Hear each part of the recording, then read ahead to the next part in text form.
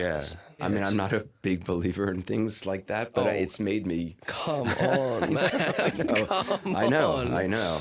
And I realized that's exactly what I've done. And so for me, the last year, I've been trying to understand how to turn toward that grief that's been buried. That's that strikes me in such a profound way. And in terms of, sorry, I'm so caught on finding this essay on top of this box and like, what made you go for that box? I know. I mean, it was completely random. There's 100 boxes in my basement, and that's the one I picked. And literally the first file I opened up, and I've read most of my dad's writings. I'd never seen this essay before. It's remarkable.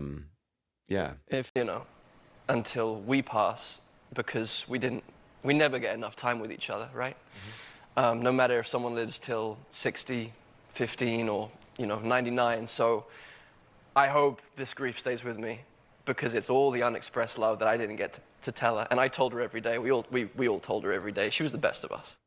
Has that grief stayed with you? There's a writer, Francis Weller, who we've interviewed on the podcast, but he talks about sort of developing a companionship with grief. And I do think, to your point, it is the only time I feel so close to my dad and to my brother.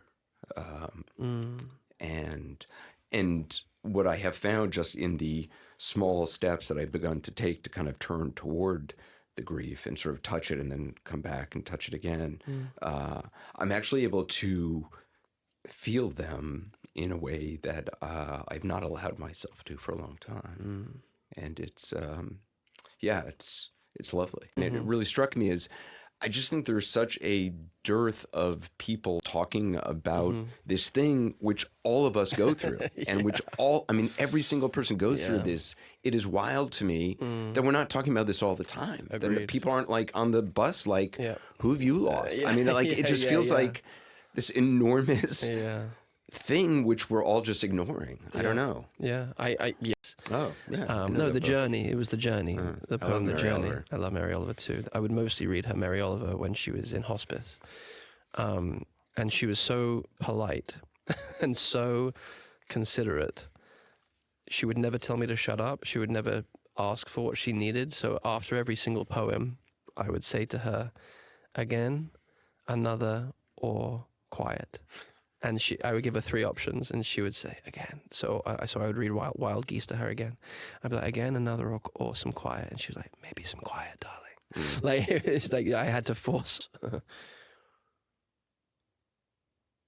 And I wasn't orphaned, I was to a degree, but the love that held me, and it was profound in its simplicity. It wasn't complicated, and it wasn't fixing.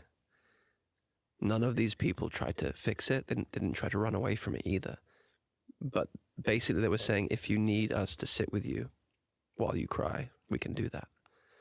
So maybe that feels more for people that are with other people who are going through grief, because I know that was a profound life-saving thing for me and allowed me to continue to stay in that process with myself and with the spirit of my mum and with my family, because I knew I was held by a larger web, and I include the ocean in that group of friends.